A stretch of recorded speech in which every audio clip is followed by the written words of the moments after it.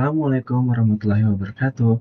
Perkenalkan, nama saya Haniful Mustafa dengan NIM 230503300772. Di sini saya akan melakukan presentasi dengan judul perbedaan bahasa lisan dan bahasa tulis untuk memenuhi tugas UAS saya pada mata kuliah Bahasa Indonesia.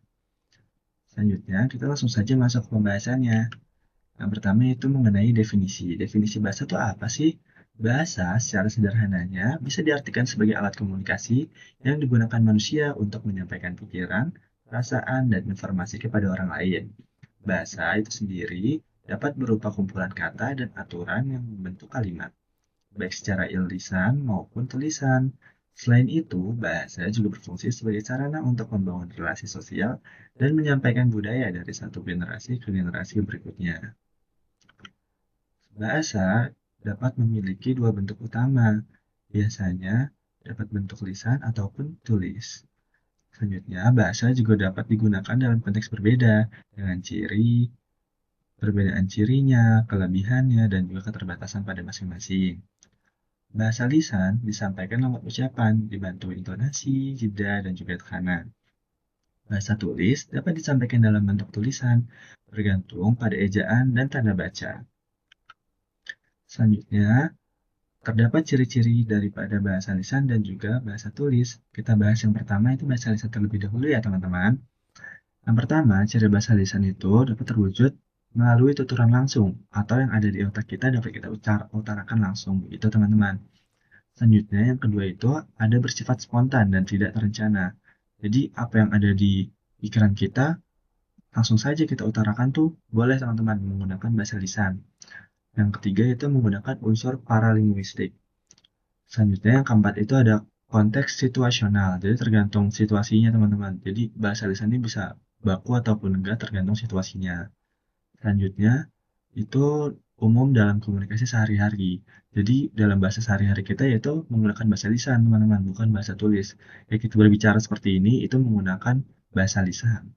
Selanjutnya kita masuk ke pembahasan mengenai bahasa tulis. Bahasa tulis dapat terwujud dalam bentuk tulisan, seperti di karya tulis, karya ilmiah, skripsi, dan sebagainya. Selanjutnya, bahasa tulis itu harus terencana dan juga formal. Selanjutnya, bahasa tulis juga bergantung pada tanda baca dan juga struktur kalimat. Selanjutnya, bahasa tulis juga dapat digunakan untuk diksi dan ejaan yang lebih baku. Selanjutnya, bahasa tulis juga tidak dibantu konteks langsung. Nggak seperti bahasa lisan seperti itu teman-teman. Sedangkan bahasa lisan dapat digunakan menggunakan konteks langsung. Selanjutnya yaitu bahasa tulis umumnya digunakan untuk dokumen resmi dan juga karya ilmiah. Langsung saja ke pembahasan selanjutnya itu di sini terdapat perbandingan singkat ya teman-teman. Dari segi media, lisan itu langsung saja bisa diucapkan gitu medianya. Sedangkan tulis harus berupa tulisan teman-teman.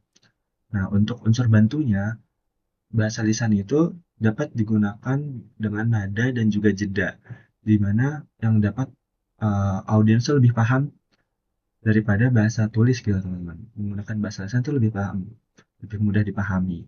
Sedangkan bahasa tulis itu harus menggunakan tanda baca. Dari segi keformalannya, bahasa lisan itu bisa digunakan dengan tidak baku, tergantung situasinya. Sedangkan bahasa tulis itu biasanya lebih baku karena digunakan untuk dokumentasi bahasanya seperti itu. Untuk tujuannya sendiri, bahasa lisan itu digunakan untuk interaksi langsung, sedangkan bahasa tulis digunakan untuk dokumentasi seperti yang tadi kita bahas, yaitu untuk skripsi, karya ilmiah, surat resmi, dokumen resmi, dan sebagainya.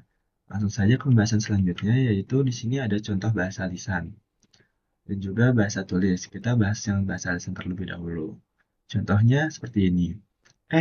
Kamu udah makan belum? Yuk makan bareng deh. Seperti itu teman-teman, itu menggunakan bahasa lisan. Nah, bahasa informalnya itu kamu, penegasnya deh, kata deh itu sebagai penegas teman-teman. Nah, struktur kalimatnya pun nggak lengkap, nggak perlu menggunakan SPOK, itu bisa dilakukan jika menggunakan bahasa lisan. Sedangkan contoh bahasa tulis, di sini kita lakukan teman-teman, yaitu kita bahas contohnya yaitu kami mengundang saudara untuk hadir dalam rapat pada Senin 12 Juni 2025. Ini menggunakan bahasa tulis ya teman-teman. Ini termasuk kalimat yang baku, strukturnya juga jelas dan lengkap, dan tidak mengandung unsur lisan. Next ya teman-teman, langsung saja pembahasan mengenai ragam bahasa. Bahasa lisan itu biasa digunakan untuk bahasa formal. Contohnya seperti ini.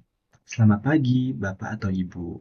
Sedangkan non-formalnya itu bisa dilakukan yaitu pagi Pak, gimana kabarnya? Seperti itu teman-teman. Jadi bisa situasional gitu. Jika kita gunakan untuk bahasa formal bisa, non formal juga bisa. Sedangkan bahasa tulis kan lebih ke bahasa dokumentasi yang digunakan untuk dokumentasi gitu. Jadi nggak bisa kalau kita nggak sesuai dengan ejaan gitu. Selanjutnya, ragam bahasanya itu dari bahasa tulis. Yang pertama ada baku, yaitu lengkap dan juga tepat ejaan. Contohnya itu yang tadi kita bahas, seperti surat resmi, laporan, dan juga artikel. Next ya teman-teman. Kesimpulannya dari bahasa tulis sendiri dan juga bahasa lisan itu sebenarnya bukan dua hal yang bertentangan teman-teman, tapi justru saling melengkapi. Keduanya punya kelebihan dan juga punya kekurangannya masing-masing. Jadi penting buat kita ngerti cara pakainya biar komunikasi kita juga bisa berjalan dengan baik. Apalagi di zaman sekarang ini kan banyak yang serba digital gitu. Makin penting, makin baik juga untuk kita bisa gunakan sesuai situasinya.